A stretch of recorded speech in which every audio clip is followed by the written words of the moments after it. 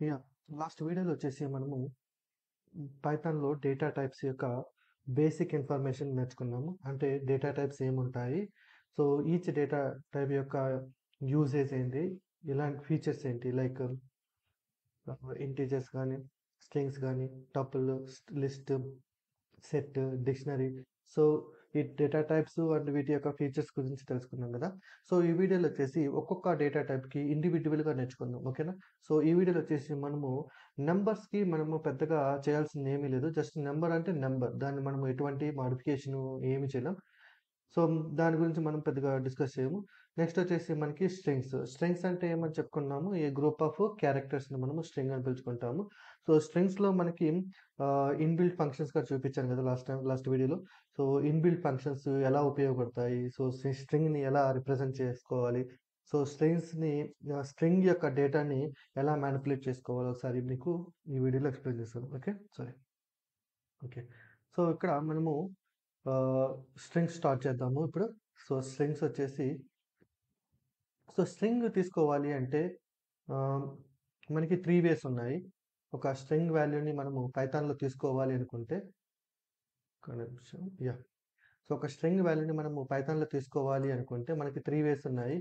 Single కొటేషన్‌లో తీసుకోవచ్చు, double కొటేషన్‌లో తీసుకోవచ్చు, అలాగే ట్రిపుల్ కొటేషన్‌లో తీసుకోవచ్చు.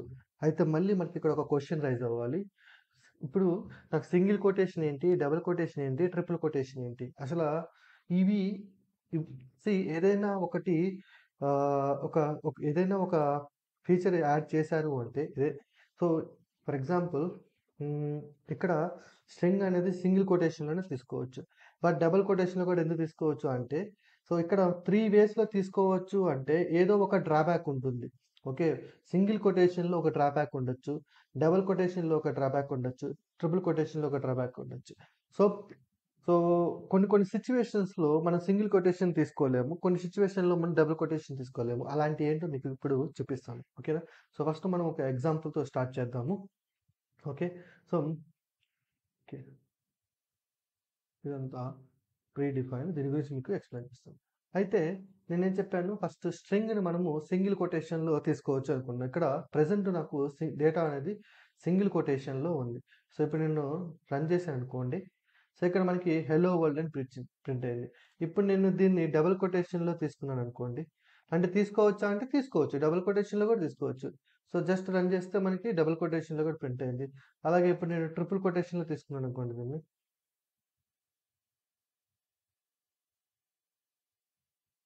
సో, ఇలా తీసుకుంటున్నాను. ఇప్పుడు రన్ చేసి చూస్తాను. సో, సింగిల్ తీసుకున్నా, డబుల్ తీసుకున్నా, ట్రిపుల్ తీసుకున్నా కూడా రన్ అయింది.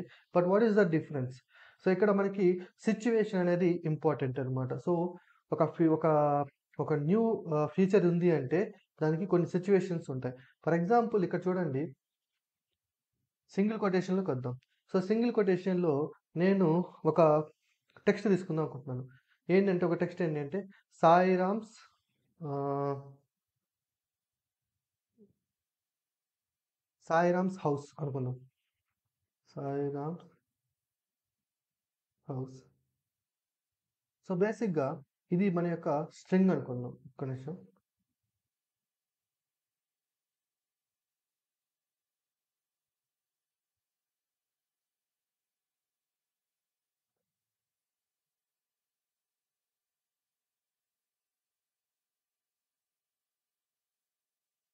సో, ఇప్పుడు ఇక్కడ సారీ ఇక్కడ ఏముంది? సాయిరామ్స్ హౌస్. అంటే సాయిరామ్స్ హౌస్. సో, ఇది డేటా. ఇది డేటా. సో, ఈ డేటాలో మీరు చూసినట్లయితే ఫస్ట్ ఇక్కడ మధ్యలో ఏమొచ్చింది? ఒక కొటేషన్ వచ్చింది. రైట్?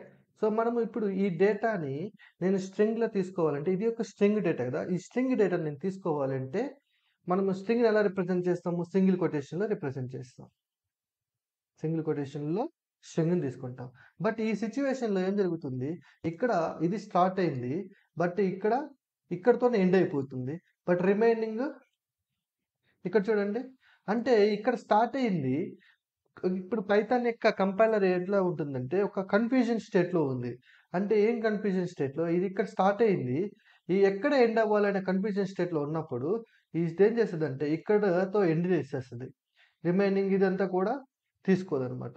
సో, సో ఇలాంటి సిచ్యువేషన్ వచ్చినప్పుడు మనము ఈ కంపైలర్కి ఇక్కడ స్టార్ట్ చేయి ఇక్కడ ఎండ్ చేయన్నప్పుడు సో మధ్యలో ఎక్కడైనా సింగిల్ కొటేషన్ వస్తే మనము ఆ చివర ఈ చివర డబుల్ కొటేషన్ తీసుకోవాలి. ఓకేనా? సో ఇప్పుడు నేను సేమ్ ఇదే కోడ్ సాయిరామ్ హౌస్ నేను ఇక్కడ కాపీ చేసుకొని ఇక్కడ నేను పేస్ట్ చేసుకుంటే సో ఇక్కడ చూడండి కంపైలర్ ఎర్రర్ త్రో చేసేస్తుంది. ఇక్కడ మనం రన్ చేయకముందే మనకి ఎర్రర్ త్రో చేస్తుంది. సో ఇప్పుడు నేను ఫోర్స్ఫుల్గా రన్ చేస్తే సింటాక్స్ ఎర్రర్ వచ్చింది. సో ఇది సింటాక్స్ ఎందుకు వచ్చిందంటే మధ్యలో సింగిల్ కొటేషన్ ఉంది. సో ఇలాంటి సిచ్యువేషన్ వచ్చినప్పుడు మనకి డబుల్ కొటేషన్ అనేది ఉపయోగపడుతుంది. సో ఇప్పుడు డబుల్ కొటేషన్ తీసుకున్నాను అనుకోండి, problem solved. Problem solved, right? అయితే ఇక్కడ మనకి డబుల్ కొటేషన్ ఎప్పుడు డబుల్ కొటేషన్ అయితే ఉపయోగపడుతుంది. సింగిల్ కొటేషన్ ఏ సిచ్యువేషన్ ఉపయోగపడుతుంది? Quite opposite. సింపుల్గా ఇక్కడ సాయిరామ్స్ హౌస్ ఉంది కదా, కొన్నిసార్లు మనం I love my COUNTRY country. So కంట్రీని డబుల్ కొటేషన్లో పెట్టుకోండి అంటాం. కొన్ని మనం అంటే కొన్ని రాసేటప్పుడు మనము డబుల్ కొటేషన్లో సింగిల్ కొటేషన్లో పెట్టుకుంటాం కదా. సో ఇప్పుడు నా టెక్స్ట్ వచ్చేసి ఇది I love my country. So దాన్ని కంట్రీ అనేది నేను డబుల్ కొటేషన్లో తీసుకోవాలి. ఓకేనా? సో ఇలాంటి సిచ్యువేషన్లో మనకి సింగిల్ కొటేషన్ అనేది ఉపయోగపడుతుంది. ఓకే. సో ఎప్పుడైతే ఒక టెక్స్ట్లో డబుల్ కొటేషన్ తీసుకొస్తే అప్పుడు సింగిల్ కొటేషన్ వస్తే డబుల్ కొటేషన్. ఇప్పుడు నేను చూడండి, సో ఆ చివర ఈ చివర నాకు డబుల్ కొటేషన్ ఉంది. ఇప్పుడు రన్ చేసి వచ్చేయండి. ఇప్పుడు చూడండి I love my country double quotation కూడా వచ్చేసింది. ఓకే. అయితే ఇప్పుడు ట్రిపుల్ కొటేషన్ ఎలా ఉపయోగపడుతుంది? సింపుల్. ఇప్పుడు సింగిల్ కొటేషన్ డబుల్ కొటేషన్ తీసుకున్నాము. సరే, ఇప్పుడు నాకు రెండు వచ్చినాయి అనుకున్నాం. సింగిల్ కొటేషన్ డబుల్ కొటేషన్ రెండు వచ్చినాయి అనుకో, అప్పుడు మనకి ఏం ఉపయోగపడుతుంది? ట్రిపుల్ కొటేషన్ ఉపయోగపడుతుంది. సో ఇప్పుడు ఇప్పుడు నాకు సాయిరామ్స్ house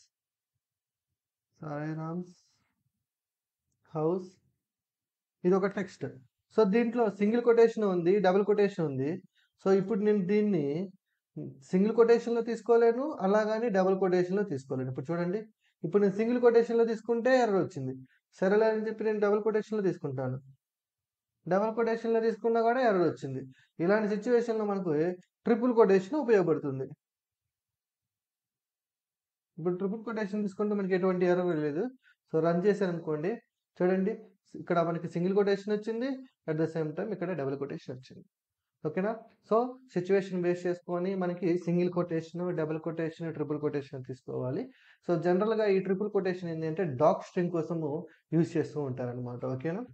dock string. Okay, most of the కేసెస్లో అంటే సిచ్యువేషన్ చెప్తున్నాను మీకు ఎలాంటి సిచ్యువేషన్లో ఉపయోగపడదు. ఓకే, నెక్స్ట్ లెవెల్కి వెళ్దాం.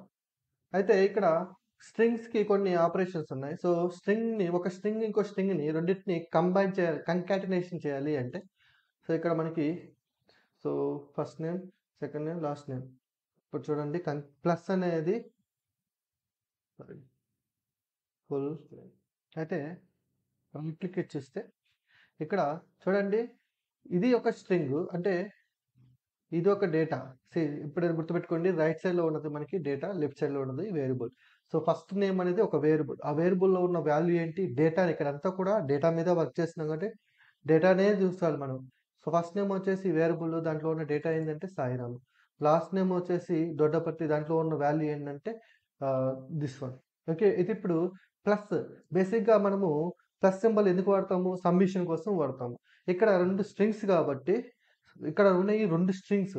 సో రెండు స్ట్రింగ్స్ అనే సబ్మిషన్ అయితే మనకి ఇట్లా వస్తుంది అనమాట, సింగిల్. ఓకే, సబ్మిషన్ గుర్తుపెట్టుకుని స్ట్రింగ్స్ ఇక్కడ. నెక్స్ట్ అయితే ఇది వెరీ వెరీ ఇంపార్టెంట్ అంటే సో ఫార్మాటింగ్ ద స్ట్రింగ్. ఇది మీకు ఎక్కువగా ఎక్కడ ఉపయోగపడుతుంది అంటే ఒక SQL క్వరీ రాసేటప్పుడు ఇది మేజర్గా ఉపయోగపడుతుంది అనమాట. SQL క్వరీస్ రాసేటప్పుడు. ఓకే, ఈ ఫార్మాట్ని మీరు నేర్చుకోండి. ఫార్మాట్ సింపుల్ ఏం లేదు. ఇక్కడ చూడండి, నేమ్ ఇచ్చాము, ఏజ్ ఇచ్చాము. సో ఇక్కడ డేటా అనేది టప్పులో తీసుకున్నాము. Percentage symbol, percentages, %d. %s అంటే స్ట్రింగ్, %d అంటే ఇంటీజర్. సో ఇది స్ట్రింగ్ వాల్యూ, ఇది ఇంటీజర్ వాల్యూ. సో ఇప్పుడు మనము రన్ చేస్తే మనకి my name is Sairam and I'm 30 years old. Okay, అంటే డిఫరెంట్ ఇక్కడ